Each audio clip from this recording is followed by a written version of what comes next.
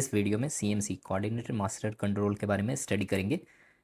Introduction देखेंगे, CMC करता क्या है, सीएमसी का पर्पस क्या है, ये कैसे टरबाइन और बॉयलर को कंट्रोल कर सकता है। स्पेसिफिकली ये वीडियो 500 मेगावाट बीएचईएल यूनिट के लिए है, बट लॉजिक लिटिल मॉडिफिकेशन के साथ अदर यूनिट्स में भी यूज़ किया जा सकता है। सो सीएमसी का ओवरव्यू, इंट्रोडक्शन देखेंगे, मोड्स ऑफ कंट्रोल कितना होता है वो देखेंगे, कंट्रोल इक्वेशन और फैक्टर्स क्या है सीएमसी में, और कैसे सीएमसी टरबाइन और बॉयलर दोनों को कोऑर्डिनेट करके कमांड दे सकता है, कंट्रोल कर सकता है। इंक्रीज और डिक्रीज ब्लॉक क्या है उसके बारे में स्टडी करेंगे। Run up and run down क्या होता है वो देखेंगे। रन बैक किस कंडीशन में अप्लाई होता है, और बॉयलर फायरिंग को, एयर फ्लो को और ड्रम लेवल को कैसे कंट्रोल करता है उसका इंट्रोडक्शन पार्ट देखेंगे। कोऑर्डिनेटेड मास्टर कंट्रोल, ये बीटीजी ऑपरेशन में जो डेस्कटॉप होता है उसमें जो डीसीएस पेज है उसका ये फ्रंट पेज है, मोस्ट इंपॉर्टेंट पेज है कोऑर्डिनेटेड मास्टर कंट्रोल सीएमसी। सो सीएमसी का फुल फॉर्म हो गया कोऑर्डिनेटेड मास्टर कंट्रोल। ये पेज एक कॉपी है, डिजिटल स्केच है एक्चुअल में। ऐसा सिमिलर पेज ही डीसीएस पैनल में फ्रंट पेज पे खुलेगा। सो इसमें अगर सारे जो एक एक कंपोनेंट्स है उसको अगर अच्छे से समझ लेते हैं तो ऑलमोस्ट बेसिक जो आइडिया है, ब्रीफ आइडिया जो भी है कि सीएमसी में हो क्या रहा है और ये सारे टर्म्स क्या हैं वो क्लियर हो जाएगा। सो सीएमसी किसको कंट्रोल करता है, सीएमसी मतलब हो गया कोऑर्डिनेटेड मास्टर कंट्रोल। ये कंट्रोल कर रहा है किसी चीज़ को, ये कंट्रोल कर रहा होता है बॉयलर को, और साथ में कंट्रोल कर रहा होता है टरबाइन को, क्योंकि कोऑर्डिनेट कर रहा है इन दोनों के बीच में। टरबाइन को कंट्रोल करना और बॉयलर को कंट्रोल करना। बॉयलर को कंट्रोल करने का मतलब है ये बॉयलर के अंदर जो फायरिंग हो रही है उसको कंट्रोल करेगा, बॉयलर के अंदर जो एयर फ्लो है उसको कंट्रोल करेगा, और अगर बॉयलर ड्रम वाला है सो ये ड्रम लेवल को भी कंट्रोल करेगा। टरबाइन के केस में ये जो कंट्रोल वाल्व है उसके पोजीशन को कंट्रोल करेगा, जिसके कारण स्टीम फ्लो कंट्रोल होगा और फाइनली लोड आउटपुट भी कंट्रोल हो जाएगा। सो इन दोनों के बीच में कोऑर्डिनेशन सेट करता है टरबाइन और बॉयलर के बीच में, और इन सारे पैरामीटर्स को ये कंट्रोल करता है। अब ये कैसे कंट्रोल करता है, इसमें कुछ इनपुट हम लोग अपनी तरफ से इन करते हैं और हमें कुछ आउटपुट चाहिए होता है। सो इनपुट हमारा होगा मेगावाट जो लोड है, और जो हमें एमएस का मेन स्टीम का जो प्रेशर जितना रखना है वो, ये दोनों इनपुट होता है। सो मेगावाट जो जनरेट करना हमें पावर वो इनपुट हो गया, और मेन स्टीम का जो प्रेशर है किस प्रेशर पे वो पावर को जनरेट करना वो हमारा इनपुट हो गया, और आउटपुट जो फाइनली निकलेगा वो मेगावाट जनरेशन ही निकलेगा जो आउटपुट होगा हमारा। इसका मतलब जितना इनपुट हम लोग इन कर रहे हैं उसी के करस्पॉन्डिंग हमारा आउटपुट मैच करेगा, इनपुट और आउटपुट मैच कर जाएगा और हमारा टारगेट पूरा हो जाएगा। नाउ दो इंपॉर्टेंट चीज़ है, मेगावाट और एमएस प्रेशर सेट पॉइंट, ये दोनों इनपुट सेट पॉइंट होगा हमारा। मेगावाट मतलब कि हमें ग्रिड में कितना पावर सप्लाई भेजना है। सपोज 500 मेगावाट का यूनिट है और डिमांड आ रहा है अभी एसएलडी से 300 मेगावाट का। सो हमारा सेट पॉइंट जो होगा वो 300 मेगावाट होगा, और फाइनल आउटपुट भी हमें 300 मेगावाट ही चाहिए होगा। बट एसएलडी को रिक्वायरमेंट है कि 300 मेगावाट पावर उसको ग्रिड में चाहिए। सो ये एक अलग इनपुट हो गया। एमएस प्रेशर हमारे लिए इंपॉर्टेंट है, जो पावर प्लांट के इंजीनियर्स हैं, जो ऑपरेटर्स हैं वहाँ पर बैठे हुए, उनके लिए एमएस प्रेशर बहुत इंपॉर्टेंट है, क्योंकि एमएस प्रेशर ये डिसाइड करेगा कि ये जो पावर जनरेट हो रहा है 300 मेगावाट ये कितनी इफ़िशियंसी में जनरेट हो रहा है। क्योंकि हर एक स्पेसिफिक लोड के लिए एक स्पेसिफिक सेट पॉइंट होता है प्रेशर का, जिस पे कि उस थर्मल पावर प्लांट की इफ़िशियंसी मैक्सिमम होती है। अगर प्रेशर इस सेट स्टैंडर्ड प्रेशर से कम या ज़्यादा होगा उस केस में इफ़िशियंसी थर्मल पावर प्लांट की थोड़ी ड्रॉप करती है, और वो थोड़ा ड्रॉप ही काफ़ी ज़्यादा फाइनेंशियल गेन और लॉस करा सकता है। सो ये सारे पैरामीटर्स को हम लोगों को यहाँ पर आइडेंटिफाई करना है कि coordinated master control CMC page में कौन कौन से पैरामीटर कहाँ कहाँ पर है। सबसे पहले ये है यूनिट लोड सेट पॉइंट, जो मोस्ट इंपॉर्टेंट पैरामीटर है या मोस्ट इंपॉर्टेंट कंपोनेंट कह सकते हैं सीएमसी पेज का। यहाँ पर अभी 500 मेगावाट इनपुट दिया हुआ है, यही वो ब्लॉक है जिस जगह पर हम लोग क्लिक करेंगे। क्लिक करने के बाद एक पैनल खुलेगा और यहाँ पर हम लोग लोड को इंक्रीज़ या डिक्रीज़ कर सकते हैं। सपोज़ 500 मेगावाट का यूनिट है तो अभी हम लोग लोड को डिक्रीज़ कर सकते हैं, 400 कर सकते हैं, 490 कर सकते हैं, 410 कर सकते हैं। ग्रेजुअली ही इंक्रीज़ डिक्रीज़ करना है। सो किस केस में किस रेट से हम लोग इंक्रीज़ या डिक्रीज़ कर सकते हैं वो भी डिफाइंड होता है, और उन सारे रेट्स को भी कंट्रोल करने का काम ये सीएमसी पेज करता है। सो हमारा जो ब्लॉक है जिसमें यूनिट लोड को सेट पॉइंट दे सकते हैं वो ये वाला ब्लॉक है। उसके ऊपर दिख रहा होगा फिजिबल मैक्सिमम लोड, क्योंकि ये प्लांट ही 500 मेगावाट मैक्सिमम कैपेसिटी का है, तो यहाँ पर फिजिबल मैक्सिमम लोड 500 है और एक फिजिबल मिनिमम लोड है। ये फिजिबल मैक्सिमम और मिनिमम सीएमसी कंडीशन को देखकर, इस समय के ऑपरेटिंग कंडीशन को देखकर डिसाइड करता है कि हम लोग कितने मेगावाट तक इस कंडीशन में जनरेट कर सकते हैं। इस कंडीशन का मतलब कितने मिल हमारे सर्विस में है और क्या क्या मेजर इक्विपमेंट हमारा सर्विस में है, क्या उस मेजर इक्विपमेंट और मिल के अकॉर्डिंग ये फिजिबल लोड हम लोग जनरेट कर सकते हैं। मैक्सिमम और मिनिमम सेफ लोड, जिसमें कि आसानी के साथ थर्मल पावर प्लांट ऑपरेट कर सकता है एफिशिएंसी के साथ, वो फिजिबल मिनिमम लोड हो गया। तो हमारा जो यूनिट सेट पॉइंट होगा वो हमेशा इन दोनों के बीच में होना चाहिए। इससे ज़्यादा हम लोग सेट पॉइंट, इसके आउट ऑफ रेंज हम लोग सेट पॉइंट नहीं सेट कर पाएंगे।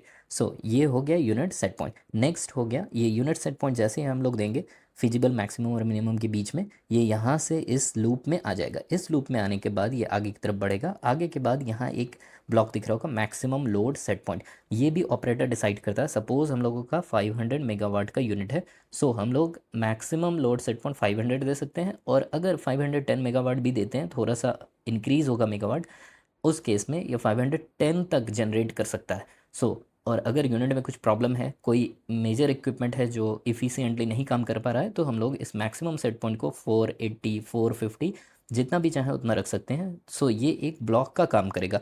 इट मीन्स कि जो भी हम लोग यहाँ सेट पॉइंट दे रहे हैं, गलती से किसी ने इफ़ यहाँ पर 600 मेगावाट पुट कर दिया, सो ये यहाँ आएगा और मैक्सिमम सेट पॉइंट ये वाला 500 इस 600 को फिल्टर करके आगे भेज देगा।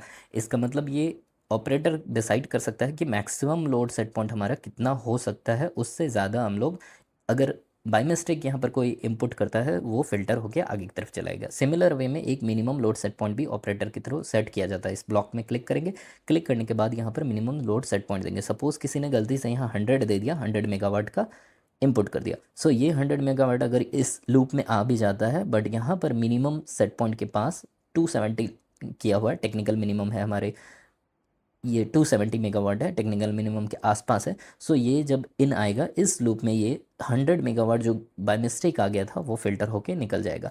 यहाँ पर minimum load set point automatically pick कर लेगा। सो सीएमसी क्या कर रहा है, CMC feasible maximum load, feasible minimum load, maximum load set point, minimum load set point, इन सारे लूप्स को लॉजिक के थ्रू फिल्टर करके हमारा जो मैनुअल पुट किया हुआ सेट पॉइंट है उससे क्रॉस करते हुए लेके आगे की तरफ बढ़ रहा है।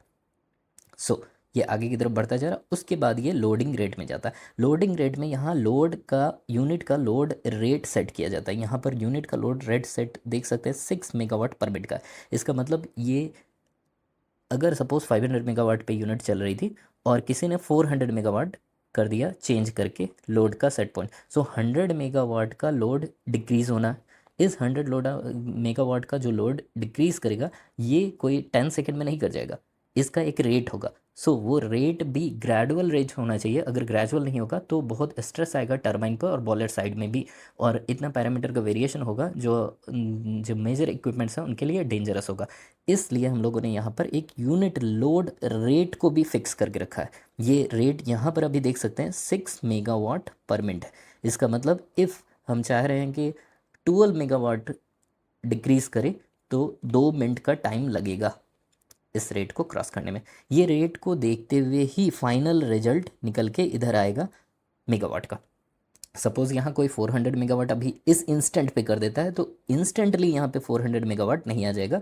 ये इस रेट के हिसाब से टाइम के बाद धीरे धीरे करके ड्रॉप होते होते फाइनली 400 मेगावाट पे पहुँच जाएगा।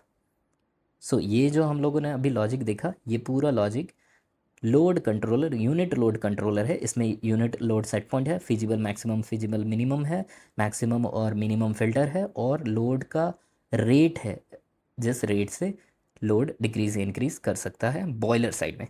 सो ये फाइनली यहाँ से निकल के एक फाइनल वैल्यू आई। सो 500 मेगावाट दिया हुआ और काफ़ी टाइम से दिया हुआ है, इसलिए यहाँ पर फाइनली ये रेट को पकड़ के शो करके फाइनल 500 मेगावाट वैल्यू नीचे की तरफ आ गया। नो ये वैल्यू कहाँ जाएगा, ये वैल्यू जाएगा बॉयलर मास्टर के पास। ये हमारा हो गया यूनिट कंट्रोलर जिसमें हम लोगों ने सेट पॉइंट दिया। ये फाइनल फिल्टर होने के बाद ये वैल्यू अब मिल गई है, ये वैल्यू जाएगी बॉयलर मास्टर के पास। बॉयलर मास्टर के पास जाने के बाद बॉयलर मास्टर कोल इस वैल्यू के अकॉर्डिंग इंक्रीज़ या डिक्रीज़ करेगा, और यही वैल्यू जाएगी टरबाइन के पास। सो ये वैल्यू जाएगी एक साइड में बॉयलर मास्टर के पास और यही वैल्यू चले जाएगी टरबाइन के कंट्रोल के पास। बॉयलर मास्टर में जाने के बाद बॉयलर मास्टर का काम है फायरिंग को और एयर फ्लो को और ड्रम लेवल को, इन सभी को चेक करना। फायरिंग को देखेगा, ये एयर फ्लो को देखेगा और ड्रम लेवल को देखेगा, इन सारे को चेक करेगा। ड्रम लेवल देखने का मतलब है फीड वाटर कितना रिक्वायर्ड है।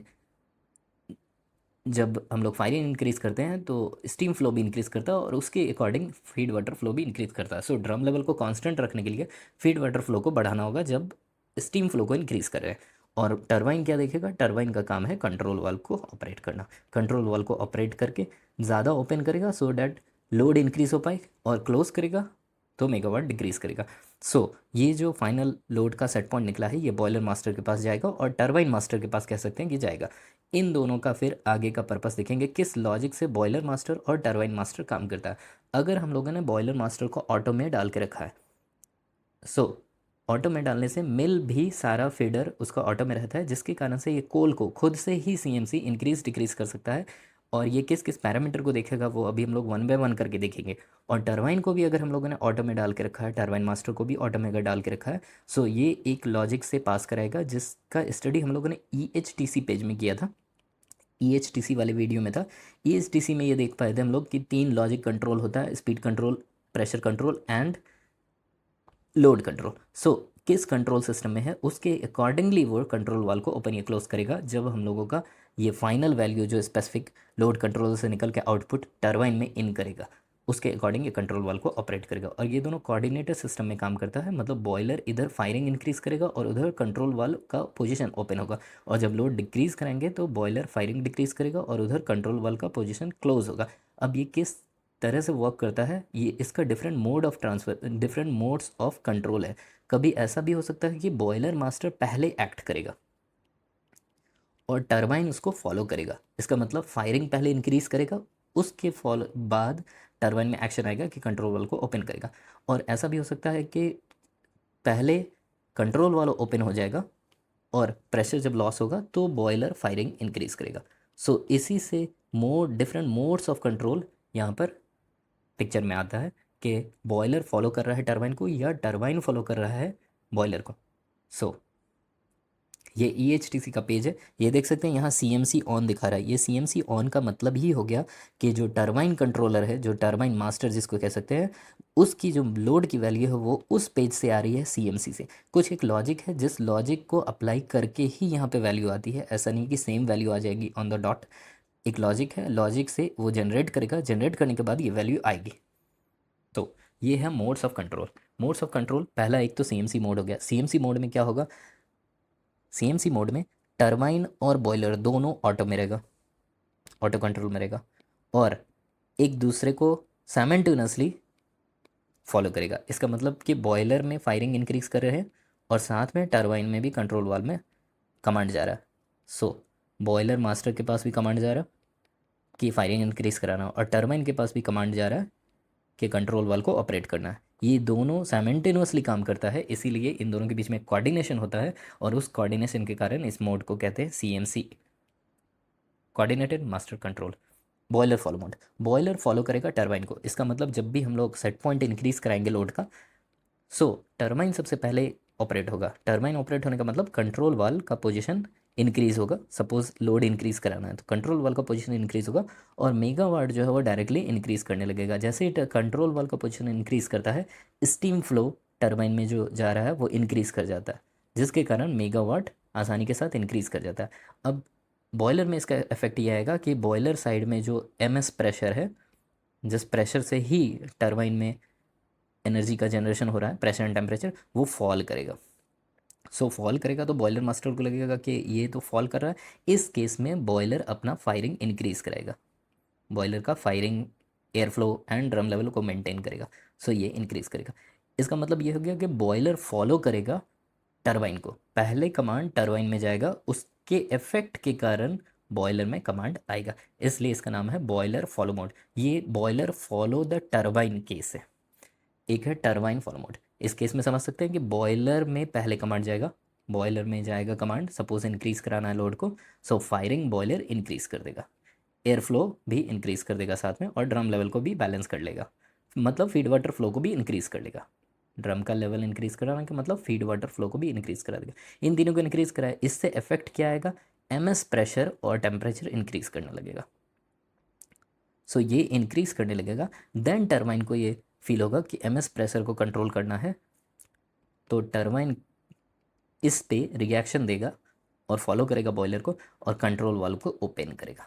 जैसे ही कंट्रोल वाल्व को ओपन करेगा, स्टीम फ्लो बढ़ जाएगा टरबाइन के अंदर और मेगावाट ऑटोमेटिकली जनरेट हो जाएगा, इंक्रीज़ कर जाएगा, और जो एमएस प्रेशर है वो normal back to standard value आ जाएगा। सो इस केस में टरबाइन फॉलो कर रहा है बॉयलर को, इसलिए इसका नाम है टरबाइन फॉलो मोड। और एक है मैनुअल मोड। बॉयलर मास्टर जो है, जो रिस्पॉन्सिबल है फायरिंग, बॉयलर मास्टर जो रिस्पॉन्सिबल है firing, air flow and drum level को मेंटेन करने के लिए, ये मैनुअल में है। मैनुअल में होने का मतलब कोल और फायरिंग और एयर फ्लो, इन सबको ये इंक्रीज़ नहीं कर सकता, मैनुअल मोड। सो कोल को इंक्रीज़ अगर कराना है तो एक एक सिंगल सिंगल मिल में हम लोग जाएंगे, जाने के बाद फीड रेट को मैनुअल में इंक्रीज़ कराएंगे। एयर फ्लो इस समय ऑटो में भी हो सकता है, मैनुअल में भी हो सकता है। अगर ऑटो में रहेगा तो एयर फ्लो ऑटोमेटिकली इंक्रीज़ कर लेगा according to amount of coal flow, और साथ में ड्रम लेवल भी ऑटो में रह सकता है। सो ड्रम लेवल को भी मैनेज कर लेगा according to amount of MS flow and feed water flow. But firing manual mode में रहेगा। बॉयलर मास्टर मैनुअल होगा तो इसका मतलब फायरिंग मैनुअल मोड में रहेगा। और टरबाइन, टरबाइन साइड भी मैनुअल मोड में रहेगा। जो सीएमसी का ब्लॉक था वो मैनुअल में रहेगा। सो मैनुअल में रहेगा टरबाइन, इसका मतलब टरबाइन साइड भी लोड का जो कमांड है वो हम लोगों को मैनुअली इन करना होगा। सो ये कंप्लीट मैनुअल कंट्रोल है। हम लोग चाहें तो इसमें बॉयलर मास्टर में जाके कोल इंक्रीज़ करा सकते हैं और वेट कर सकते हैं कि एमएस प्रेशर इंक्रीज़ करेगा, और उसके बाद फिर टरबाइन में जाकर टरबाइन मास्टर में लोड इंक्रीज़ का वैल्यू देंगे, जिससे कंट्रोल वाल्व लॉजिक से खुल जाएगा, EHTC लॉजिक लगेगा और वो ओपन हो जाएगा। और उसके बाद फिर बॉयलर का जो प्रेशर है, एमएस जो प्रेशर है, वो नॉर्मल स्टैंडर्ड सेट पे दोबारा वापस आ जाएगा। या फिर हम लोग ये भी कर सकते हैं मैनुअल मोड में कि पहले ही कंट्रोल वाल्व में को कमांड देंगे through EHTC logic turbine master में देने के बाद लोड को इंक्रीज़ करा दिया, और जब प्रेशर फॉल करने लगेगा तो साथ में बॉयलर मास्टर में जाकर फायरिंग को, बॉयलर मास्टर में नहीं जाएंगे, मिल के फीडर्स में जाएंगे और स्पेसिफिकली 1 बाय 1 करके फायरिंग को इंक्रीज़ करेंगे। सो मैनुअल मोड में मशीन को रखना थोड़ा टफ है, क्योंकि इसमें एक एस्टिमेट करना होगा कि कितना फायरिंग इंक्रीज़ करा रहे। फायरिंग इंक्रीज़ बॉयलर के अंदर ये मैनुअली करना है। सपोज़ हम लोगों ने 50 टन कोल को इंक्रीज़ किया, अब इसका इफेक्ट कितना आएगा, कितना इससे एमएस प्रेशर इंक्रीज़ करेगा, ये एस्टिमेट लगाना होगा। तो एक्सपीरियंस चाहिए होता है जब हम लोग कंप्लीट मैनुअल मोड में रन करें मशीन को, और फिर उसके बाद ये देखेंगे कि इस करस्पॉन्डिंग 50 टन पर आवर के लिए कितना लोड इंक्रीज़ कराने से एमएस प्रेशर ज़्यादा चेंज नहीं करेगा। सो बॉयलर को और टरबाइन को साइमल्टेनियस कमांड देते रहना होगा, सो डैट ये फायरिंग का जो इफेक्ट है और जो कंट्रोल वाल्व में जनरेशन का इफेक्ट है, इनपुट आउटपुट बैलेंस रहे। इस तरह से समझ सकते हैं ना कि सपोज़ ये टरबाइन है और ये बॉयलर है। बॉयलर में इनपुट है फायरिंग और टरबाइन में आउटपुट है मेगावाट पावर जनरेशन, और ये दोनों आपस में कनेक्टेड है, जहाँ पे इंटरचेंज हो रहा है एनर्जी का। सपोज़ हम लोगों ने फायरिंग इंक्रीज़ कराया, सो मेगावाट भी इंक्रीज़ करेगा। अगर सपोज़ फायरिंग जितना इंक्रीज़ किए हैं उतना ही मेगावाट, उसके करस्पॉन्डिंग मेगावाट अगर इंक्रीज़ करा देंगे, तो ये जो भी पैरामीटर्स इसके हैं, एमएस प्रेशर हो गया, एमएस टेम्परेचर हो गया, जितने भी पैरामीटर्स हैं वो स्टेडी स्टेट में रहेंगे, steady state. So manual mode में क्या हो रहा है, मैनुअल मोड में ये वाला पार्ट भी हम लोगों को खुद ही करना है, और ये वाला भी पार्ट इंक्रीज़ खुद करना है, डिक्रीज़ भी साइमल्टेनियसली करना है, ताकि पैरामीटर्स स्टेडी स्टेट में रहे। सीएमसी मोड में क्या रहा, सीएमसी जो कंट्रोल मोड लॉजिक दिया हुआ वो फायरिंग को इंक्रीज़ करा रहा और साथ में मेगावाट को इंक्रीज़ करा रहा, और इस तरह से करा रहा है कि पैरामीटर्स स्टेडी स्टेट में है, दोनों को ऑटो में कंट्रोल कर रहा है। और बॉयलर फॉलो मोड में ये हो रहा है कि टरबाइन का मेगावाट हम लोग इंक्रीज़ करा रहे हैं और बॉयलर ऑटोमेटिकली उसको फॉलो कर रहा है। और टरबाइन फॉलो मोड में ये रहा है कि फायरिंग को हम लोग खुद से इंक्रीज़ करा रहे हैं और टरबाइन फॉलो करके ऑटोमेटिकली उसको इंक्रीज़ करा रहा है। और सारे केसेस में पैरामीटर को स्टेडी स्टेट कंडीशन में रखना है, क्योंकि हम लोगों को पता है कि जितने भी थर्मल पावर प्लांट के पैरामीटर होते हैं वो स्टेडी स्टेट कंडीशन में रहते हैं।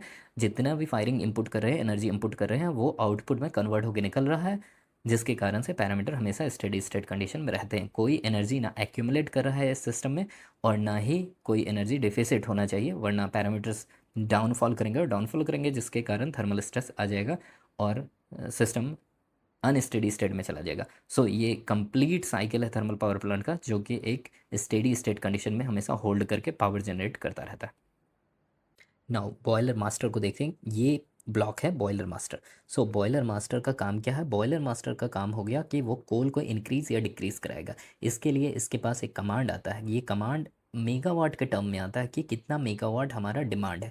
उस हिसाब से ये फ्यूल रेशियो का यूज़ करता है कि करंटली फ्यूल रेशियो कितना है, और मल्टीप्लाई करने के बाद कोल को वैल्यू को निकालता है। ये मेगावाट इनपुट हो गया बॉयलर मास्टर को, और ये फ्यूल रेशियो है, इन दोनों को मल्टीप्लाई करने से कोल निकल जाता है। सो कोल का अमाउंट निकल गया कि टन पर आवर में कितना कोल चाहिए। उस कोल को ये लेकर यहाँ पर जो फीडर्स ऑटो में दिए हुए हैं उन ऑटो वाले फीडर्स का यूज़ करता है, रनिंग मिल के फीडर्स का यूज़ करता है, यूज़ करके इंक्रीज या डिक्रीज कराता है।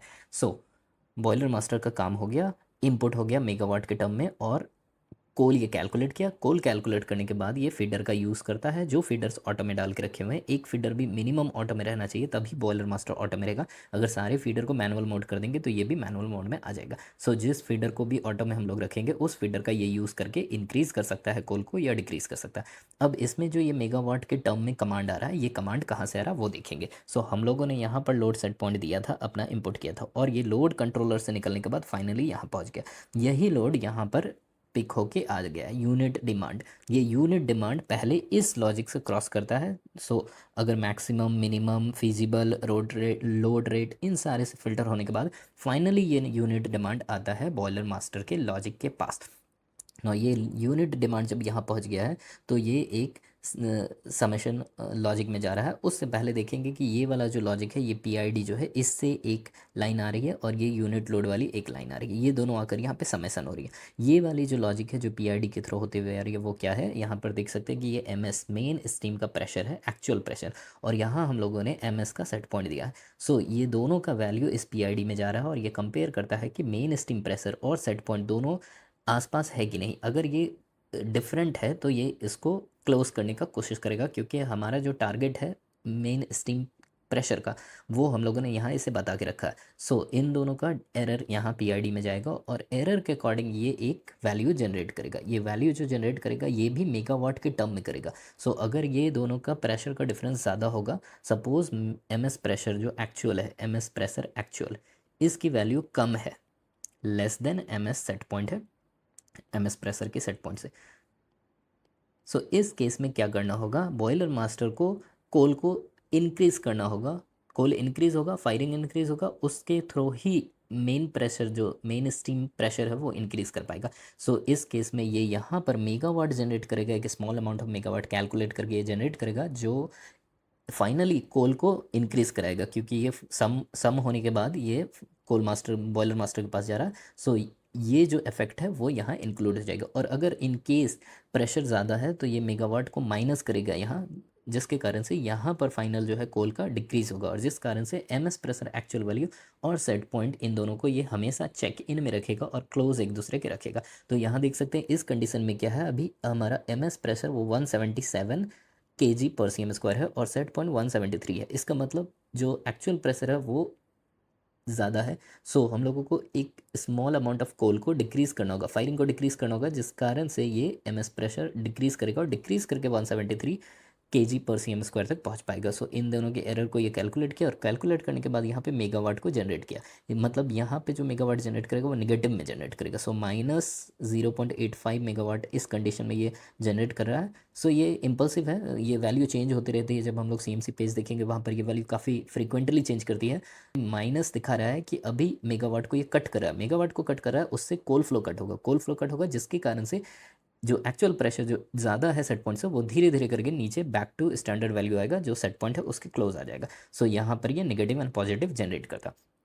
ये लॉजिक इम्पल्सिव है, इसलिए कभी कभी ऐसा भी होगा कि एमएस प्रेशर ज़्यादा रहेगा और सेट पॉइंट कम रहेगा, स्टिल ये प्लस में दिखाएगा। सो थोड़ी देर के बाद फिर वॉच करेंगे, अगर वो ज़्यादा ही मेंटेन कर रहा है तो ये माइनस हो जाएगा। सो यहाँ से पीआईडी के पास एरर जाने के बाद ये मेगावाट में इसको बैलेंस करता है। यहाँ पर यूनिट लोड डिमांड है जो यूनिट लोड कंट्रोल लॉजिक से पास होकर आया है, ये दोनों यहाँ जाता है और जाके सम अप होता है। सो अगर माइनस कर रहा है प्रेशर के कारण, उसका इफेक्ट यहाँ पे आएगा। जैसे यहाँ देख सकते हैं हम लोग 500 मेगावाट था, ये माइनस कर रहा है और माइनस करके वैल्यू को डिक्रीज़ करा है, जिसके कारण कोल फ्लो भी डिक्रीज़ करेगा। अब यहाँ पर कुछ और भी कंपोनेंट है, जैसे ग्रिड की फ्रीक्वेंसी है, उसका एक इन्फ्लुएंस आता है, एफ होता है, आर होता है, ए होता है, ये सारी चीज़ें होते हैं। ये सारी चीज़ जो इंपॉर्टेंट है ग्रिड की फ्रीक्वेंसी को बैलेंस करने के लिए, कभी कभी मेगावाट को जान के इंक्रीज़ या डिक्रीज़ कराया जाता है। सो इससे हम लोग किसी और वीडियो में कवर करेंगे, बट अभी के लिए ये जान लेते हैं कि जब फ्रीक्वेंसी ग्रिड की एक डेड बैंड से लेस हो जाती है तो हम लोगों को मेगावाट अपना जनरेशन का इंक्रीज़ कराने के लिए ऑब्लिगेट किया जाता है, जिस कारण से यहाँ पर ऑटोमेटिकली फ्रीक्वेंसी इन्फ्लुएंस में प्लस ले लेता है वैल्यू। सो हम लोग लोड सेट पॉइंट कुछ भी रखेंगे, उस यहाँ पर एक प्लस वैल्यू आ जाएगा और वो प्लस वैल्यू यहाँ पर आकर ऐड हो जाएगा। और फ्रीक्वेंसी कभी ग्रिड की ओवर हो रही है, ज़्यादा हो रही है, उस केस में यहाँ पर ये माइनस पकड़ेगा और ये वैल्यू को यहाँ पर प्लस और माइनस कर सकता है। ये ग्रिड की फीचर के लिए, सेफ्टी के लिए दिया गया है। और ये ऑटोमेटिकली सीएमसी पेज में फ्रीक्वेंसी इन्फ्लुएंस के कारण प्लस माइनस हो सकता है, बट इसका भी कुछ लिमिटेशन है। जैसे 500 मेगावाट मैक्सिमम यूनिट कैपेसिटी है हमारे प्लांट का। सो उस केस में ये 500 मेगावाट के ऊपर इंक्रीज़ नहीं कर पाएगा। हाँ, निगेटिव कर सकता है, कभी फ्रीक्वेंसी ज़्यादा है और कट करना है तो कट कर सकता है। सो इस तरह से इसको डिज़ाइन किया गया। इसके पीछे भी कॉम्प्लेक्स लॉजिक है, बट फॉर टाइम बिंग ये समझ लेते हैं कि फ्रीक्वेंसी का इन्फ्लुएंस किस तरह से आ सकता है। और फ्रीक्वेंसी का इन्फ्लुएंस भी दो तरह से हो सकता है। फ्रीक्वेंसी स्मूथली डेड बैंड से बाहर धीरे धीरे करके इंक्रीज़ करे, तो धीरे धीरे करके इंक्रीज़ करेगी तो मेगावाट भी हम लोग हमारे प्लांट का जो है उसको स्लोली डाउन करते जाएंगे, जिस कारण से जितना भी कट करना है। और इसका एक लिमिटेशन होता है, ये +25 मेगावाट से -25 मेगावाट ही इंक्रीज़ या डिक्रीज़ करा सकता है, इससे ज़्यादा नहीं करा सकता। सो इससे ज़्यादा इंक्रीज़ और डिक्रीज़ नहीं करेगा। और क्योंकि ग्रिड से सारे प्लांट्स कनेक्टेड हैं, सो सारे प्लांट्स का अगर +25 -25 का मार्जिन इंक्लूड कर देंगे तो काफ़ी ज़्यादा मेगावाट होता है, जिससे कि फ्रीक्वेंसी आसानी से हम लोग स्टेबल जोन में रख सकते हैं ग्रिड का।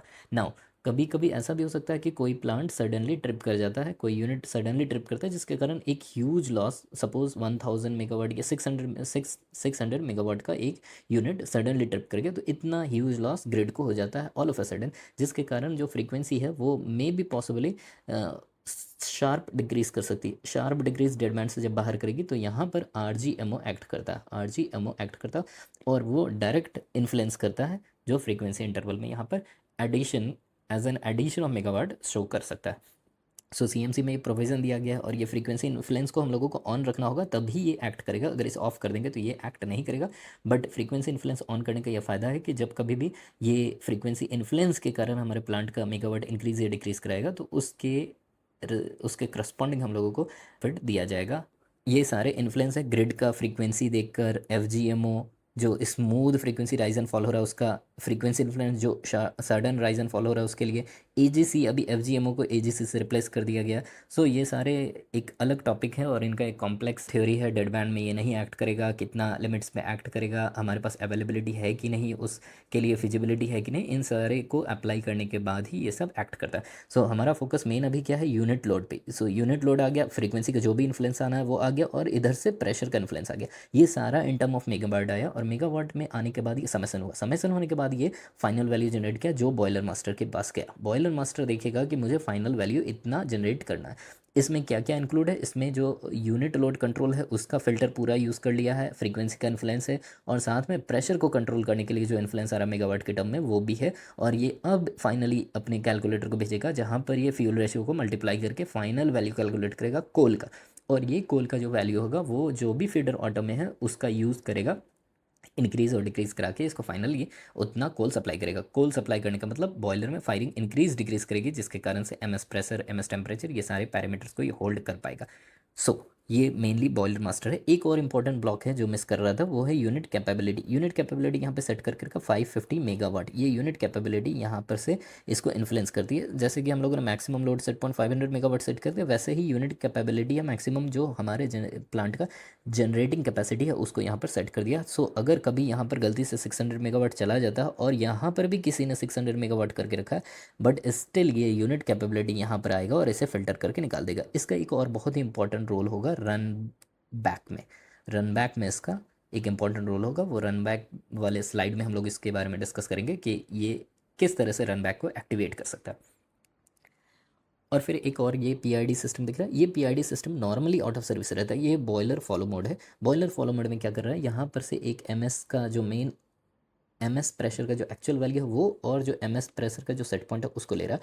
इस दोनों को लेने के बाद कंपेयर करा, कंपेयर करके मेगावाट में जनरेट करा, मेगावाट में एक वैल्यू जनरेट करा जो कि प्रेशर को कंपेंसेट करेगा, कम है तो बढ़ाएगा, ज़्यादा है तो इंक्रीज डिक्रीज करेगा। उसके बाद यहाँ एक स्टीम फ्लो का वैल्यू है, स्टीम फ्लो के अकॉर्डिंग ये कैलकुलेट करा मेगावाट कितना रहेगा। सो एक थर्मल पावर प्लांट में स्टीम फ्लो के अगेंस्ट हम लोग मेगावाट का ग्राफ बना सकते हैं, मेगावाट वर्सेस स्टीम फ्लो बना सकते हैं। बाकी जो पैरामीटर्स है वो ऑलमोस्ट आसपास रहते हैं, जो बहुत सारे पैरामीटर जिसको कंट्रोल करने के बाद ये एक ग्राफ बन सकता है। सो करस्पॉन्डिंग स्टीम फ्लो पे कितना मेगावाट होना चाहिए वो फाइंड आउट किया जा सकता है गिवन कुछ पैरामीटर्स को कांस्टेंट करने के बाद। सो ये स्टीम फ्लो से कैलकुलेट करके फाइनल निकलता है मेगावाट कितना है, और ये दोनों को समेशन करता है। सो ये वाला इफेक्ट आ गया प्रेशर कंट्रोल करने वाला, जो प्रेशर को मैनेज करेगा, कंपेंसेट करेगा, और इधर स्टीम फ्लो से इसने कैलकुलेट किया कि कितना मेगावाट रखना है। सो फाइनली यहाँ पे मेगावाट जनरेट हुआ, ये मेगावाट लॉजिक में चला गया, उसके अकॉर्डिंग बॉयलर मास्टर कोल को इंक्रीज या डिक्रीज करता है। सो अगर हम लोग बात करेंगे बॉयलर फॉलो मोड की, तो बॉयलर फॉलो मोड का ये वाला सर्किट है। इस बॉयलर फॉलो मोड में हमारा इनपुट क्या हो रहा है, लोड नहीं है, इनपुट इस केस में एमएस प्रेशर का सेट पॉइंट है। सो हम लोग यहाँ पर एमएस प्रेशर का set point as an input दे रहे हैं, और ये मेन स्टीम फ्लो से कैलकुलेट करके निकाल रहा है कि कितना मेगावाट रहेगा। और फाइनली ये टरबाइन में, अगर मैनुअल मोड में टरबाइन है तो मैनुअली वहाँ पर लोड को हम लोग इन कर रहे हैं। सो लोड कंट्रोल कौन करेगा, लोड कंट्रोल इस केस में टरबाइन का काम है, टरबाइन करेगा। और एमएस प्रेशर को कौन कंट्रोल कर रहा है, वो बॉयलर मास्टर कर रहा है through boiler follow mode. Normal plants में ये वाला सर्किट कैंसिल किया रहता है, इसका मतलब ये लॉजिक इन सर्विस नहीं रहता, बॉयलर फॉलो मोड नहीं रहता। बॉयलर फॉलो मोड में प्रॉब्लम ये है कि टरबाइन को ये फॉलो कर रहा है। सो टरबाइन में जैसे ही लोड का हम लोग वैल्यू इंपुट करेंगे, टरबाइन का कंट्रोल वाल्व ऑपरेट हो जाएगा और मेगावाट तो क्विकली आ जाएगा, बट बॉयलर के जो पैरामीटर्स है वो आगे पीछे होने लगेंगे। एमएस प्रेशर फॉल कर सकता है, इंक्रीज कर सकता है, और उसको फिर ये रिएक्ट करेगा। सो ये रिएक्ट करके मेगावाट कैलकुलेट करके फाइनली कॉल को इंक्रीज या डिक्रीज करेगा। बट ये मेगावाट के लिए क्विक रिस्पॉन्स का काम करेगा boiler follow mode, but boiler के लिए थोड़ा रिस्की है क्योंकि प्रेशर स्टेडी स्टेट कंडीशन में रखना थोड़ा टफ होगा। और ये वाला जो लॉजिक है वो तो सीएमसी पेज का लॉजिक है। तो यहाँ लिखा हुआ है कोऑर्डिनेटेड मोड, और ये लिखा हुआ बॉयलर फॉलो मोड। नाउ यहाँ पर भी आप देख सकते हैं ऑपरेटिंग मोड किस तरह से है। यहाँ पे अभी दिखा रहा है कोऑर्डिनेटर ऑपरेटिंग मोड, ये क्योंकि ऑटो में है, और ये मैनुअल है या फिर क्रॉस किया हुआ है। और ये बॉयलर मास्टर ऑन ऑटो है, क्यों बॉयलर मास्टर भी ऑटो में है, और फीडर्स भी इसके साथ साथ ऑटो में रहेंगे। एटलीस्ट एक फीडर तो ऑटो में रहना ही पड़ेगा। ईएसटीसी में देख सकते हैं सीएमसी पेज ऑन है, जैसे ही सीएमसी पेज ऑन है तो यहाँ पर लोड रेफरेंस में हम लोग लोड इंपुट कर सकते हैं। सीएमसी पेज ऑन रहेगा तो मैनुअली लोड इंपुट नहीं कर पाएंगे, ये उस वाले ब्लॉक से यहाँ पर आएगा। सपोज इस पीछे वाले ब्लॉक में यहाँ पर जो यूनिट लोड जनरेट हो रहा था वो यहाँ पर आएगा, but with a certain logic apply करके आएगा। ये लॉजिक अप्लाई क्यों होता है वो देखेंगे। पहली बात तो ये समझ लेते हैं कि यहाँ पर 280 मेगावाट है, ये डिफरेंट टाइम का स्केच है। सो इसको ओमिट करके सपोज मान लेते हैं ये अभी 500 मेगावाट है, जिस कंडीशन में सीएमसी मोड का स्केच था उसी कंडीशन में ये है 500 मेगावाट, इसका इनपुट अभी शो कर रहा है सीएमसी में। सो क्या हो रहा है कि बॉयलर जो है, बॉयलर में फायरिंग इंक्रीज कराना है। फायरिंग इंक्रीज का एक इफेक्ट आएगा एमएस प्रेशर में, एमएस प्रेशर इंक्रीज करेगा, और डिक्रीज करेंगे फायरिंग तो एमएस प्रेशर डिक्रीज करेगा। और टरबाइन के साइड में क्या है, टरबाइन के साइड में जो लॉजिक है ईएचटीसी टरबाइन के साइड में जो लॉजिक है वो है ईएचटीसी का। ईएचटीसी का जो लॉजिक है वो कंट्रोल वाल को ओपन या क्लोज करेगा, जिसके कारण से मेगावाट इंक्रीज या डिक्रीज करेगा। नो, एक नॉर्मल सी अंडरस्टैंडिंग के साथ हम लोग समझ सकते हैं कि बॉयलर में फायरिंग को इंक्रीज कराना, और फायरिंग का एक इफेक्ट आएगा जिसके कारण से एमएस प्रेशर इंक्रीज करेगा। सो फायरिंग को चेंज करना और एमएस प्रेशर को चेंज करना बॉयलर के लिए थोड़ा सा टाइम टेकिंग होगा। कंट्रोल वाल को ऑपरेट करना टरबाइन के लिए बहुत ईजी काम है, ऑयल जाएगा, कंट्रोल वाल को ऑपरेट कर देगा, बस उसको एक लॉजिक से क्रॉस करना है। और ये लॉजिक हम लोगों ने देखा है ईएसटीसी वाले वीडियो से पता चल जाएगा कि किस रेट से कर सकता है। बट स्टिल टरबाइन एक फास्ट रिस्पॉन्स होगा कंपेयर टू, फास्ट रिस्पॉन्सिव होगा, responsive compare to boiler. Boiler का इनर्सिया ज़्यादा होगा, सो डिले। सो ये तो क्लियर है कि बॉयलर में जब फायरिंग जा रही है तो फायरिंग पहले जाएगी, जाने के बाद कोल जाएगा, जाके कंबशन करेगा, कंबशन के बाद वो हीट ट्रांसफ़र करेगा, हीट ट्रांसफ़र के बाद वो फाइनली जाकर स्टीम में प्रेशर जनरेट करेगा, टेम्परेचर इंक्रीज़ करेगा। बट टर्बाइन के केस में हमारे पास लॉजिक्स है, उस लॉजिक को जैसे ही क्रॉस करेगा वैल्यू, ये ESTC के पास चला जाएगा, पोजिशन के पास जाएगा और ये ऑयल से डायरेक्टली कंट्रोल वाल्व को ऑपरेट कर देगा। सो हम लोग कह सकते हैं कि टर्बाइन का जो इनर्सिया है, इनर्सिया वो लेस है, इनर्सिया लेस है, तो इसका स्टेट चेंज करना ईजी है, इनर्सिया इज लेस। और बॉयलर का जो इनर्सिया है वो ज़्यादा है, मोर है। सो बॉयलर के केस में चेंजेस को लाना थोड़ा टफ है, डिले होगा। इसलिए CMC इस तरह से बिहेव करता है कि पहले वो बॉयलर को फॉरवर्ड रखता है, बॉयलर में वो पहले फायरिंग को इंक्रीज कराता है। सो बॉयलर के पास जो मेगावाट का कमांड है वो पहले ज़्यादा अमाउंट में इनपुट कर देता है और उसके बाद वो टरबाइन के साइड में ग्रेजुअल वे में मेगावाट को इनपुट करता रहता है। इसलिए ये जो वैल्यू है जिसको अभी हम लोग 500 मेगावाट मान रहे हैं, जो CMC में भी 500 मेगावाट दिख रहा है, ये यहाँ डायरेक्टली बॉयलर से थोड़ा डिले करके आता है और ये normally close to actual value रहता है। सपोज एक्चुअल वैल्यू 480 है, सो ये 500 नहीं पुट करेगा, क्योंकि अगर इसने 480 की जगह पे 500 डायरेक्टली पुट कर दिया, एक्चुअल जो लोड चल रहा है, ये एक्चुअल लोड की वैल्यू है, एक्चुअल लोड अगर 480 चल रहा है और डायरेक्टली इसने 500 मेगावाट पुट कर दिया है, तो कंट्रोल वाल्व तो क्विकली ओपन हो जाएगा और ओपन करके प्रेशर को फॉल डाउन करा देगा। सो ये क्या करता है, एक्चुअल लोड के आसपास रखता है। 480 है तो ये 482 483 पहले पुट करेगा और पुट करने के बाद कंट्रोल वाल्व को परसेंटेज वाइज थोड़ा थोड़ा खुलने देगा, धीरे धीरे करके ये बढ़ाता चला जाएगा और बढ़ाते बढ़ाते फाइनली ये 500 मेगावाट तक लेकर आएगा। बट बॉयलर के केस में क्या है, बॉयलर के केस में अगर हमें 500 मेगावाट चाहिए और एक्चुअल लोड 480 है, तो वो डायरेक्टली 500 मेगावाट बॉयलर मास्टर को सेंड कर देगा, जिसके कारण से बॉयलर उतनी फायरिंग इंक्रीज करा देगी। सो बॉयलर का इनर्सिया क्योंकि ज़्यादा है इसलिए उसको कमांड ज़्यादा फास्टर रेट से दिया जाता है, और टरबाइन का इनर्सिया लेस है, ये तुरंत ऑपरेट हो सकता है, इसको CMC कमांड स्लोअर रेट से देता है और close to the actual value हमेशा देता है। तो यहाँ देख सकते हैं अभी एक्चुअल वैल्यू इस स्केच में देख सकते हैं 280 है, सो ये 281 दिख रखा है। सो ये इंक्रीज़ करा रहा लोड को बट एक्चुअल वैल्यू के पास पास। सो ये सारे एक लॉजिक से, एक कॉम्प्लेक्स लॉजिक कैलकुलेशन से कैलकुलेट करता है और कैलकुलेट करा के धीरे धीरे करके कंट्रोल वाल्व को ओपन करता रहता है, वाइल बॉयलर को एट द सेम टाइम ये फास्ट रेट से इंक्रीज़ कराता है ताकि उसका इनर्सिया ओवरकम कर पाए। और इन दोनों के ये ब्यूटीफुल CMC कोऑर्डिनेट करके आपस में सारे पैरामीटर को स्टेडी स्टेट कंडीशन में रखने का काम करता है। इस केस में देख सकते हैं बॉयलर मास्टर मैनुअल में है। सो जैसे ही बॉयलर मास्टर मैनुअल में हो गया तो हम लोग कोल को इंक्रीज़ नहीं करा सकते। सो कोल का जो भी इंक्रीज़ हम लोग कराएंगे वो इफेक्ट आना शुरू होगा MS प्रेशर में और फिर टरबाइन उसको फॉलो करेगा। सो ये टरबाइन फॉलो मोड में। टरबाइन इसको कैसे फॉलो करेगा, टरबाइन का जो ESTC पेज है जो CMC ब्लॉक था वो ऑटो में ही रहेगा। सो जितना भी कोल इंक्रीज़ कराएंगे उसका प्रेशर इंक्रीज़ करेगा और प्रेशर इंक्रीज़ करने के कारण CMC का जो वैल्यू है, बॉयलर मास्टर का जो मेगावाट है CMC का वैल्यू, वो वहाँ ऑटोमेटिकली धीरे धीरे करके इंक्रीज़ करा के कंट्रोल वाल्व को मैनेज करता रहेगा, या फिर मशीन प्रेशर कंट्रोल मोड में चली जाएगी और प्रेशर को मैनेज करने के लिए कंट्रोल वाल्व ओपन या क्लोज होगा। अब कुछ इंपॉर्टेंट कंट्रोल इक्वेशंस है जो कि यूज़ होते हैं जिससे CMC ऑपरेट कर सकता है। फ्यूल कंट्रोल एरर, कि कितना फ्यूल हम लोगों का डिमांड है और कितना एक्चुअल फ्यूल जा रहा है, इन दोनों का डिफरेंस कहलाता है फ्यूल कंट्रोल एरर।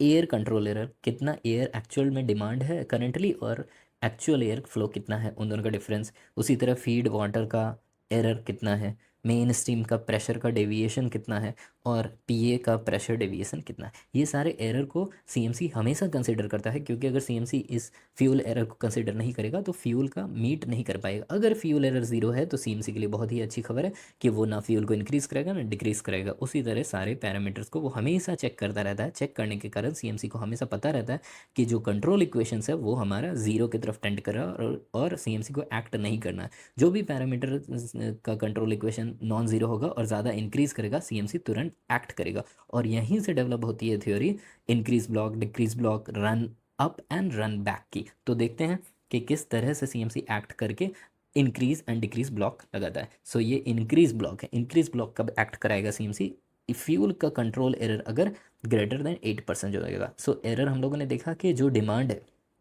जो फ्यूल का डिमांड है माइनस जो एक्चुअल वैल्यू है वो, इफ़ ये ग्रेटर देन 8% हो जाएगा इसका मतलब कि डिमांड जो है वो बहुत ज़्यादा है।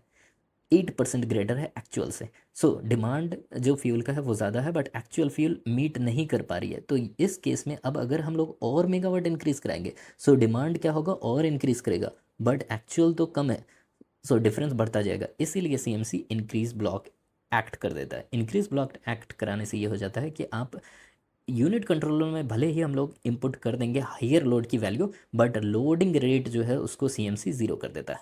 लोडिंग रेट को वो ज़ीरो कर देता है, जिस कारण से इंटरनल सर्किट में लोडिंग रेट को जीरो कर देता है, जिस कारण से इंक्रीज ब्लॉक एक्ट कर जाता है। और जो भी हम लोगों का पहले से इनपुट दिया हुआ उसी को वो फॉलो करता है, उससे ज़्यादा दिए हुए वैल्यू को वो नहीं फॉलो करता है, जिसके कारण से मेगावाट एक लिमिट तक जाकर होल्ड करता है। और जब ये वैल्यू लेस देन 8% हो जाती है फिर इंक्रीज ब्लॉक हट जाएगा। उसके बाद हम लोग लोड को इंक्रीज कराएंगे तो इफेक्ट दिखने लगेगा, लॉजिक के सर्किट में वो इफेक्ट आने लगेगा। इसी तरह से देख सकते हैं कि फ्यूल कंट्रोल एरर अगर ग्रेटर देन 8% है, या फीड वाटर कंट्रोल एरर भी 8% से ग्रेटर है, या एमएस प्रेशर का डेविएशन 10% से ग्रेटर हो गया है, पीए का डेविएशन 10% से ग्रेटर हो गया है, इन सारे केसेस में, और एयर फ्लो का एरर 10% से ग्रेटर हो गया, इन सारे केसेस में क्या हो रहा है, डिमांड जो है वो ऑलरेडी हाई है और एक्चुअल की वैल्यू लेस है। सो अब हम लोग एक्चुअल की वैल्यू पहले बढ़ने का वेट करेंगे, जब तक नहीं कि रिस्पॉन्ड कर जाता है और एक्चुअल इंक्रीज कर जाता है तब तक इंक्रीज को ब्लॉक कर देगा सीएमसी।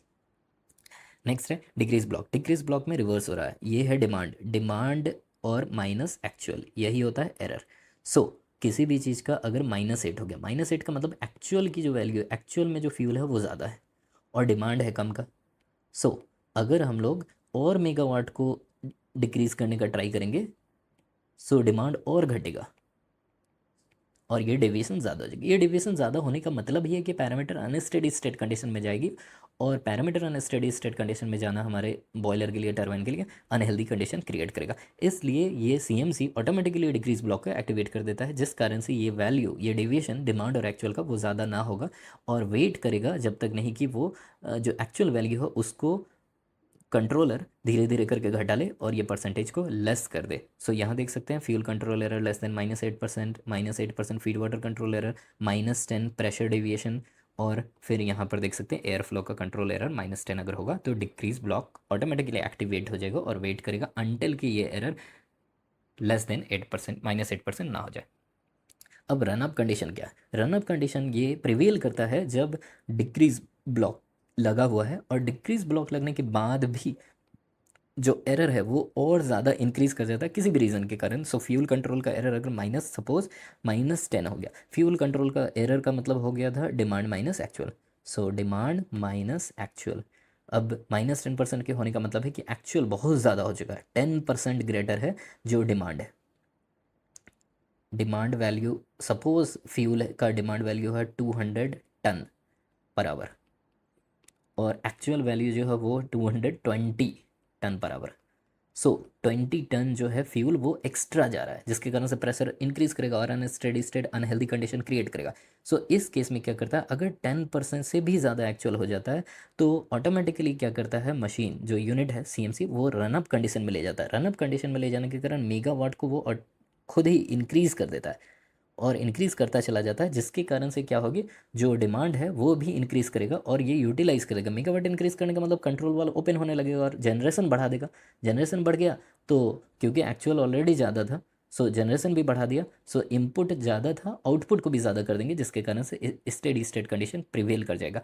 इसलिए रनअप ये खुद एक्टिवेट करता है और रनअप एक्टिवेट करा के इस एरर को फिर से -10 से अंदर लेकर आता है, और फिर डिक्रीज ब्लॉक लगता है, और फिर फाइनली इस एरर को ज़ीरो करना फाइनल टारगेट होता है सीएमसी का। सो कभी भी डिक्रीज ब्लॉक लगने के बाद ही रन अप आता है, पहले डिक्रीज ब्लॉक लगेगा, आप अब लोड डिक्रीज नहीं कर सकते। उसके बाद भी अगर एरर बहुत ज़्यादा है, -10% से ज़्यादा है, उस केस में रनअप कंडीशन लगेगा। रनअप कंडीशन करके मेगावाट का जनरेशन जो है वो आउटपुट को इंक्रीज कर देगा, ताकि इनपुट जो इंक्रीज ऑलरेडी कंडीशन में है उन दोनों को मैच करा के स्टेडी स्टेट कंडीशन को फिर से प्रिवेल कर पाए। रन अप किस किस कंडीशन में एक्ट होता है, फ्यूल कंट्रोल एरर अगर -10% हो जाए और फीड वाटर कंट्रोल अगर -10% हो, उस केस में run up condition automatically activate हो जाता है, और ये हमेशा डिक्रीज ब्लॉक के बाद एक्ट करेगा। पहले डिक्रीज ब्लॉक लगेगा, नहीं कंट्रोल हो पाएगा तो रन अप कंडीशन लगेगा। उसी तरह रन डाउन कंडीशन है। रन डाउन कंडीशन में क्या हो रहा है कि फ्यूल का एरर जो है वो 10% से ग्रेटर फीड वाटर का एरर भी 10% से ग्रेटर, मेन स्ट्रीम का प्रेशर डेविएशन 10% से ग्रेटर, और पीए कंट्रोल का भी डेविएशन 10% से ग्रेटर। सी दीज वैल्यूज़ जो है ये प्लांट टू प्लांट थोड़ी वेरी कर सकती है, कहीं 8% दे सकता है, कहीं 10% दे सकते हैं, कहीं 12% दे सकते हैं। सो ये प्लांट टू प्लांट थोड़ी स्लाइटली वेरी कर सकती है, बट ये लॉजिक्स ऑलमोस्ट लिटिल मॉडिफिकेशन के साथ हर प्लांट में आपको दिख सकती है। अब क्या हो रहा, लोड एरर का मतलब हो गया था demand minus actual, demand minus actual. So इस केस में डिमांड जो है वो बहुत हाई है, डिमांड कर रहा है सीएमसी की हमें ज़्यादा चाहिए, बट एक्चुअल में जो फ्यूल है या फिर एयर फ्लो है जो कुछ भी है वो लेस है, वो लेसर वैल्यू में। सो इस केस में सबसे पहले क्या होगा कि लोड का अब इंक्रीज ब्लॉक एक्ट कर जाएगा, इंक्रीज ब्लॉक एक्ट करेगा, क्योंकि अब आप नहीं बढ़ा सकते हैं लोड का डिमांड बढ़ाएंगे तो पैरामीटर का डिमांड बढ़ेगा और एक्चुअल तो कम है, सो डेविएशन ज़्यादा हो जाएगा, जिसके कारण अनस्टेडी स्टेट कंडीशन होगा और फालतू में जो पैरामीटर्स है वो फॉल डाउन करने लगेंगे। इसके लिए पहले इंक्रीज ब्लॉक एक्ट करेगा, बट इंक्रीज ब्लॉक एक्ट करने के बाद भी किसी रीज़न के कारण अगर एक्चुअल वैल्यू कम रहता है और 10% से ज़्यादा डेविएशन हो जाता है, उस केस में रन डाउन लगेगा। मशीन जो सीएमसी वो ऑटोमेटिकली अपनी एक्चुअल वैल्यू को मेगावाट जो जनरेट करो उसको डिक्रीज करेगा। जैसे ये डिक्रीज करेगा तो इनपुट कम था फ्यूल का या एयर का, वो इनपुट कम था, इसने मेगावाट को भी कम कर लिया। सो फाइनली ये एक स्टेडी स्टेट कंडीशन में फिर से होल्ड कर जाएगा, और ये तब तक करेगा जब तक नहीं कि ये एरर को रिड्यूस कर दे। रिड्यूस करने के बाद ये 8% से लेस आएगा, जिसके कारण से इंक्रीज ब्लॉक लगा रहेगा, और उसके बाद फिर ये फाइनली इसका टारगेट है कि इस एरर को जीरो करके स्टेडी स्टेट कंडीशन में मशीन को रखना। ये रन डाउन कंडीशन हो गया। सो ये fuel control error, feed water, main stream और पीए पे एक्ट करता है। हो सकता है कि प्लांट टू प्लांट वेरी कर सकता है, और भी कुछ पैरामीटर्स दिए जा सकते हैं या कुछ पैरामीटर्स को हटाए भी जा सकते हैं। Run back condition, run back condition एक स्पेसिफिक कंडीशन है। ये run up, run down, increase block, decrease block जैसा नहीं है। इसमें क्या हो रहा है कि जो भी मेजर इक्विपमेंट है जैसे ID fan, FD fan, PA fan, BFP, BCW pump, CW pump, APH air preheater, ये सारे जो मेजर इक्विपमेंट है ये प्लांट में होते हैं। सपोज दो नंबर्स हैं आईडी फैन के और दोनों रनिंग में है, ऐसा भी हो सकता है कि 3 आईडी फैन है, 2 रनिंग कंडीशन में है और एक स्टैंड बाय कंडीशन में, 2 रनिंग में और एक स्टैंड बाय कंडीशन में है। इस तरह से प्लांट टू प्लांट स्पेसिफिकली सब मेजर इक्विपमेंट्स इंस्टॉल्ड रहते हैं। जैसे बीएफपी नॉर्मली क्या होता है कि 2 टीडीबीएफपी रहते हैं और एक एमडीबीएफपी स्टैंड बाय में रहता है। सो जो भी कंडीशन में है ये मेजर पम्प्स का बहुत मेजर रोल भी है मेगावाट में। अगर सपोज 2 आईडी फैन है किसी प्लांट में, 2 आईडी फैन है और दोनों रनिंग कंडीशन में, so ID fan A and ID fan B दोनों रनिंग कंडीशन में, किसी भी कारण से आईडी फैन ए ट्रिप कर जाता है, आईडी फैन ए फेल कर जाता है और बी सिर्फ स्पेसिफिकली रहता है। नो, अगर यूनिट फुल लोड कंडीशन में चल रहा था सो आईडी फैन ए, सिंगल आईडी फैन कैपेबल नहीं होगा 500 मेगावाट के जनरेशन को फर्नेस के प्रेशर को कंट्रोल करने के लिए। सो फर्नेस प्रेशर इंक्रीज करना स्टार्ट करेगा, क्योंकि आईडी फैन का काम है सक्शन करके फर्नेस प्रेशर को कंट्रोल में रखना, बट फायरिंग बहुत ज़्यादा है और एक ही आईडी फैन बचा है, 50% लोड ले सकता है ये। उस केस में ये फर्नेस प्रेशर को इंक्रीज करने से नहीं रोक पाएगा। इस केस के लिए ये रन बैक कंडीशन दिया गया है। सो मेजर इक्विपमेंट जिसका डायरेक्ट इम्पैक्ट है मेगावाट के जनरेशन में और पैरामीटर्स को कंट्रोल करने में, अगर वो एक फेल करता है एक सेट तो रन बैक कंडीशन एक्टिवेट होगा, और रन बैक कंडीशन एक्टिवेट के जो प्लांट की फुल लोड कैपेसिटी है उसका 50% 60% ऐसे करके फॉल डाउन कराएगा, depending upon the criticality of the equipment, और किस रेट से ड्रॉप करेगा वो भी स्पेसिफिक क्रिटिकल इक्विपमेंट पे डिपेंड करता है। सपोज आईडी फैन एक बहुत ही क्रिटिकल है, अगर आईडी फैन फेल करता है तो फर्नेस में पॉजिटिव प्रेशर जाएगा, जिसके कारण आसपास बॉयलर के जो भी हैं वो थोड़ा डेंजरस कंडीशन में जा सकते हैं। इसके लिए जो फॉल डाउन कराएगा उसका जो वैल्यू होगा वो ज़्यादा होगा और रेट भी फास्टर होगा। सपोज 500 मेगावाट पे यूनिट रन कर रहा था और सडनली एक आईडी फैन ट्रिप कर जाता है, तो जो यूनिट कंट्रोलर क्या करेगा, ये डायरेक्ट मेगावाट को 320 का कमांड दे देगा सीएमसी पेज में। जैसे ही सीएमसी में 320 का कमांड जाएगा ये 500 मेगावाट को एक फास्टर रेट से कट करता हुआ लेकर आएगा डाउन, और लाकर फ्यूल को, एयर फ्लो को, फीड वाटर फ्लो को, सबको 320 मेगावाट के जनरेशन के अकॉर्डिंग कर देगा, और उसके बाद यूनिट की कैपेसिटी 320 ही रह जाएगी, उससे ज़्यादा हम लोग इंक्रीज़ नहीं करा पाएंगे। सो ये रन बैक कंडीशन है, ये किस तरह से एक्ट करता है ये तो समझ में आ गया कि मेजर इक्विपमेंट्स हैं जिनका डायरेक्ट रोल है मेगावाट जनरेशन में और पैरामीटर्स को कंट्रोल करने में। वो अगर एक फेल कर जाते हैं और दूसरा स्टैंड बाय अवेलेबल नहीं है या स्टार्ट नहीं लेता किसी भी रीज़न से, तो रन बैक कंडीशन एक्टिवेट होगा और रन बैक कंडीशन एक्टिवेट होने पे मेगावाट ड्रास्टिकली चेंज कर जाएगा। सपोज 500 मेगावाट है, उससे डायरेक्टली 320, 280, 270 ऐसे करके ड्रॉप कर जाएगा और ड्रॉप करने के बाद फाइनल उसी मेगावाट के जनरेशन में यूनिट रिटर्न बैक कर जाएगा। इसीलिए इसे रन बैक कंडीशन कहते हैं। सो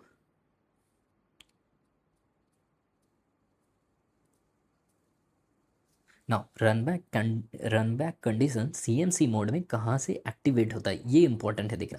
सो रन बैक कंडीशन इस प्लेस से एक्टिवेट होता है। यूनिट कैपेसिटी क्या हो रहा है कि ये जो मेजर इक्विपमेंट्स देख पा रहे हैं, बीएफपी हो गया, सीडब्ल्यू पंप हो गया, सीईपी हो गया, एपीएच हो गया, आईडी फैन, एफडी फैन, ये सारे मेजर इक्विपमेंट का यहाँ पे सिग्नल्स आ रहा है। अगर इसमें से कोई एक भी ट्रिप कर जाता है तो ये यूनिट लोड कैपेसिटी वो डायरेक्टली 320 मेगावाट या 280 मेगावाट या 270 मेगावाट जो भी स्पेसिफिक कंपोनेंट क्रिटिकल कंपोनेंट है उसके करस्पॉन्डिंग जो मेगावाट यहाँ पर आना चाहिए वो वैल्यू डायरेक्ट ये पिक करेगा। ये वैल्यू जैसे ही पिक करेगा ये इस सर्किट से जाएगा और ऊपर से जो कुछ भी वैल्यू आ रहा है 500 मेगावाट, 480 मेगावाट, 300 मेगावाट जो भी आ रहा है उसको डायरेक्टली ये 320 या 280 जो वैल्यू है उसमें कन्वर्ट कर देगा और कन्वर्ट करके लोड रेट में भेज देगा। सो सपोज इस कंडीशन में हम लोगों का लोड सेट पॉइंट 500 मेगावाट दिया हुआ है और इस कंडीशन में हमारा एक आईडी फैन ट्रिप करता है तो डायरेक्टली ये वैल्यू 280 मेगावाट हो गया। नाउ ये जो यहाँ जो आ रहा है वैल्यू 498 या 500 मेगावाट जो भी, ये डायरेक्ट हो जाएगा 280 मेगावाट और ये एक फास्टर रेट से होगा।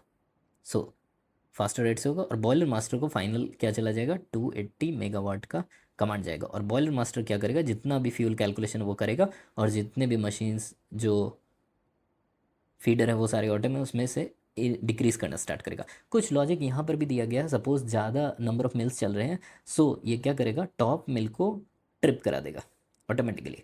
सो टॉप मिल से ट्रिप कराना स्टार्ट करेगा। सो फर्स्ट टॉप मिल जो रहेगा उसको ट्रिप करेगा, फिर सेकंड को ट्रिप करेगा और नीचे से 5 बेस मिल को छोड़ देगा, 5 बेस मिल्स को रनिंग कंडीशन में छोड़ देगा। सो 10 मिल का अगर है, 10 मिल का अगर हमारा अरेंजमेंट है बॉयलर में, सो ये 5 बेस मिल को रनिंग कंडीशन में छोड़ेगा और ऊपर से टॉप मिल्स को 1 बाय 1 करके कुछ टाइम इंटरवल्स में 30 सेकंड 20 सेकंड के टाइम इंटरवल में 1 बाय 1 करके ट्रिप करा देगा। सो ट्रिप कराने से डायरेक्ट कोल फ्लो घट जाएगा और कोल फ्लो घटने के कारण ये फाइनली यहाँ पर लगेगा। और अगर फिर भी कोल फ्लो ज़्यादा रहेगा तो जो रिमेनिंग मिल्स है उसको ये ऑटोमेटिकली ऑटो में है तो उसको डिक्रीज़ कराएगा। नॉर्मली रन बैक कंडीशन में सीएमसी से मशीन बाहर निकल जाता है और मिल ट्रिप कराने से कोल फ्लो डिक्रीज़ हो जाता है और उसके बाद फिर मैनुअल कंडीशन में ऑपरेटर खुद से ही मैच करा सकता है कोल फ्लो और मेगावाट के जनरेशन को।